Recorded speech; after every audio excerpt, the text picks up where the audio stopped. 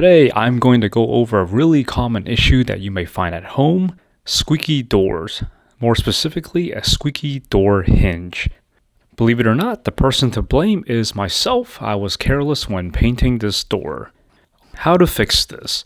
Simply find something thin enough to punch out the pin from the bottom. In this case, I am using this mini screwdriver, and hammering it out will do the trick. You don't have to hit too hard. At the same time, you have to put a little bit of effort into it. Once the pin is out, clean out any dried up paint, which should be water-based, as long as any factory grease. To re-lube it, I am using silicone spray, which has less tendency to attract dust.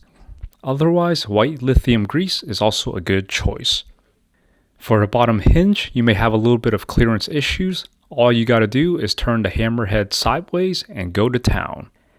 All in all, I rate this a 1 out of 5. This squeaking door sometimes will wake my toddler up at night, so it's a very simple and quick fix.